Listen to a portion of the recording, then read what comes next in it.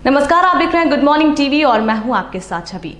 मध्य प्रदेश के रीवा विधायक राजेंद्र शुक्ल के एक ट्वीट से सूबे की सियासत एकदम गर्म हो गई है। दरअसल रीवा विधायक राजेंद्र शुक्ल ने फिल्म अभिनेता सोनू सूद को रीवा सतना के मुंबई में फंसे लोगों को वापस लाने के लिए मदद के लिए ट्वीट किया था।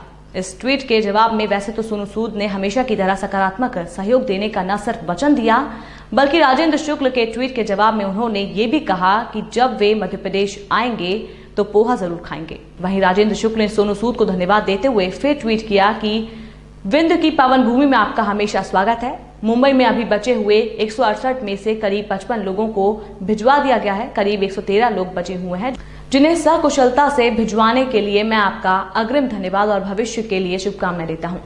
राजेंद्र शुक्ल के ट्वीट को मध्य प्रदेश में विपक्ष ने न सिर्फ आड़े हाथों लिया, बल्कि दिल्ली से अलका लांबा ने भी राजेंद्र शुक्ल के खिलाफ मोर्चा खोल दिया। अलका लांबा ने जहां राजेंद्र शुक्ल के ट्विटर पर लिखा कि आंखों पर यकीन नहीं होता कि जो अभी खुद विधायक और पूर्व में मंत्री भी रहा, मध्य प्रदेश और देश में इन्हीं की सरकार है, सीएम पीएम इन्हीं की पार्टी के हैं, महाराष्ट्र में भी इनके सांसद और विधायक हैं, फिर भी मदद सोनू सूद से मांग रहे हैं।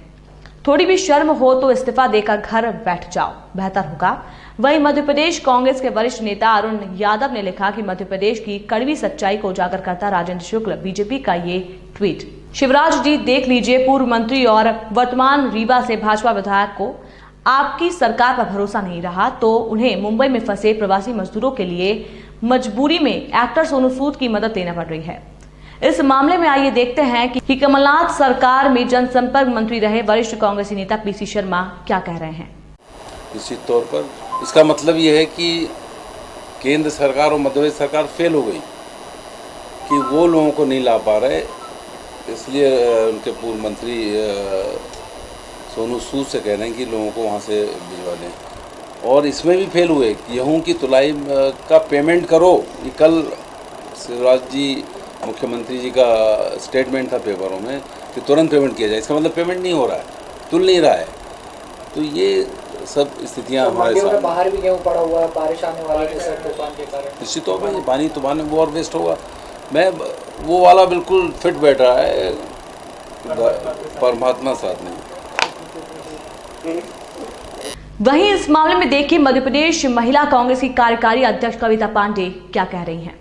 भारतीय जनता पार्टी के विधायक जी 3 बार के मंत्री हैं और 4 बार के विधायक हैं। क्या उन्होंने ये मान लिया है कि वो पूरी तरह से राजनीतिक और प्रशासनिक रूप से अक्षम है? ये तो अकर्मण्यता दिखाती है कि केंद्र में भी भारतीय जनता पार्टी की सरकार, राज्य में भी सरकार, और सतना और रीवा विंध्य के 30 विधायक हैं और संपूर्ण विंध्य में भारतीय जनता पार्टी का कब्जा है। तो जब ये खुद ही एक कलाकार से मदद मांग रहे हैं तो आम जनता कहाँ जाएगी? इससे यह पता चलता है कि इन लोग के अंदर कोई कुवत और काबिलियत बिल्कुल नहीं है।